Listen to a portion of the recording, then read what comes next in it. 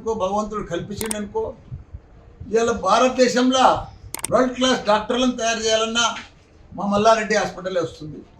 World class ఇంజనీర్లకు కావాలన్నా, world class management కావాలన్నా, మంచి ప్రజలకు సేవ చేయాలన్నా అదంతా కూడా అదృష్టం నాకే కల్పించినందుకు ఆ భగవంతునికి మా ప్రజలందరికీ కూడా చాలా చాలా ధన్యవాదాలు.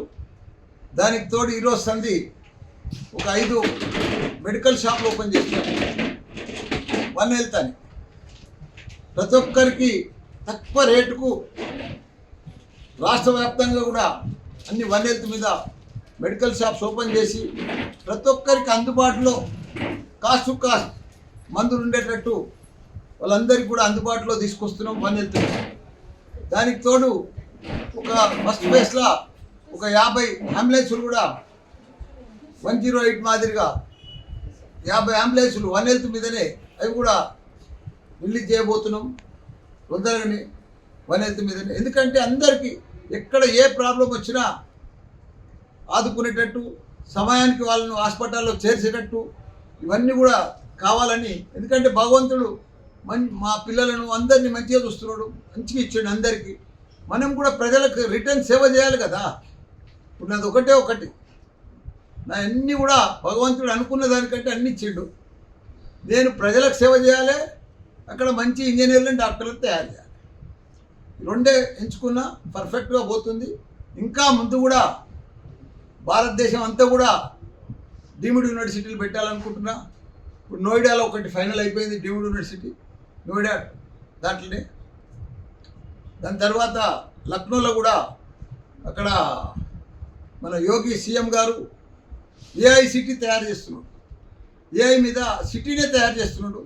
10,000 కోట్లు ఖర్చు పెడుతున్నాడు ఏఐ సిటీ కోసం. దానికి తోడు 10 లక్షల మంది యువకులను తయారు చేయాలి, ఉద్యోగానికి మల్టీనేషనల్ కంపెనీలకు తగ్గట్టు తయారు చేయాలని చెప్పి ఏఐ సిటీ కూడా తయారు చేస్తున్నాడు. మాకు కూడా పిలుపు వచ్చింది. మేము కూడా మొన్న లక్నో కూడా పోయి వచ్చినాం.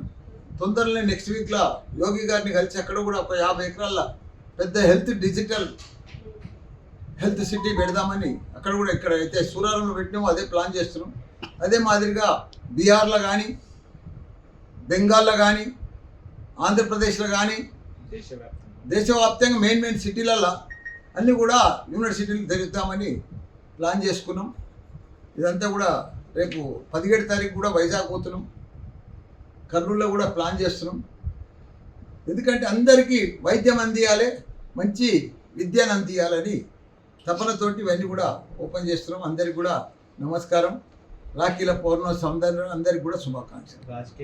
ఇప్పుడు రాజకీయంగా బీజేపీ వైపా, తెలుగుదేశం వైపా, లేక టీఆర్ఎస్ వైపా కాదు. నేను ఇప్పుడు టీఆర్ఎస్లో ఉన్నా.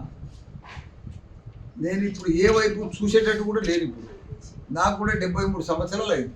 ఇంకా ఏ వైపు చూడవలసిన అవసరం ఏముంది? ఇప్పుడు నేను ఎంపీ అయినా, మినిస్టర్ అయినా, మళ్ళీ ఇప్పుడు ఎమ్మెల్యే అయినా, ఇంకా 3 ఏళ్ళు ఉంటా.